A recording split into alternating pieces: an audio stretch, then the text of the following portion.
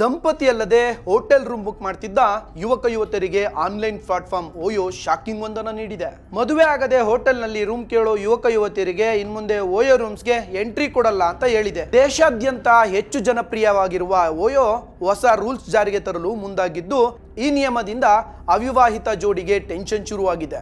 ಎಷ್ಟು ದಿನ ಮದುವೆಯಾಗದ ಯುವಕ ಯುವತಿಯರಿಗೆ ರೂಮ್ ನೀಡುತ್ತಿದ್ದ ಹೋಟೆಲ್ಗಳು ಇನ್ನು ಮುಂದೆ ರೂಮ್ ನೀಡೋದು ಅನುಮಾನವಾಗಿದೆ. ಯಾಕೆಂದರೆ ಜನರು ಸೇರಿ ವಿವಿಧ ಸಂಘಟನೆಗಳಿಂದ ಹೋಟೆಲ್ ರೂಮ್ ಬುಕ್ಕಿಂಗ್ ಸಂಬಂಧ ಓಯೋ ಅಭಿಪ್ರಾಯ ಕೇಳಿತ್ತು. ಈ ವೇಳೆ ಬಹುತೇಕರು ಅವಿವಾಹಿತ ಜೋಡಿಗಳಿಗೆ ರೂಮ್ ನೀಡದಂತೆ ಮನವಿ ಸಲ್ಲಿಸಿದ್ದರು. ಜನರ ಒತ್ತಾಯ ಆಲಿಸಿದ ಓಯೋ ಇದೀಗ ರೂಮ್ ಬುಕ್ಕಿಂಗ್ ನಲ್ಲಿ ಬದಲಾವಣೆ ತರಲು ಮುಂದಾಗಿದೆ. ದಂಪತಿಯಲ್ಲದೆ ಹೋಟೆಲ್ ರೂಮ್ ಬುಕ್ ಮಾಡ್ತಿದ್ದ ಯುವಕ ಯುವತಿಯರಿಗೆ ಇನ್ಮುಂದೆ ನೋ ಎಂಟ್ರಿ ಅಂದಿದೆ. ಮೊದಲ ಹಂತದಲ್ಲಿ ಉತ್ತರ ಪ್ರದೇಶದ ಮೀರತ್ ನಿಂದಲೇ ರೂಲ್ಸ್ ಜಾರಿಯಾಗಿದೆ. ಪಾಲುದಾರ ಹೋಟೆಲ್ಗಳಿಗೆ ಹೊಸ ಚೆಕ್ ಇನ್ ನೀತಿಯನ್ನು ಪ್ರಾರಂಭಿಸಿದೆ.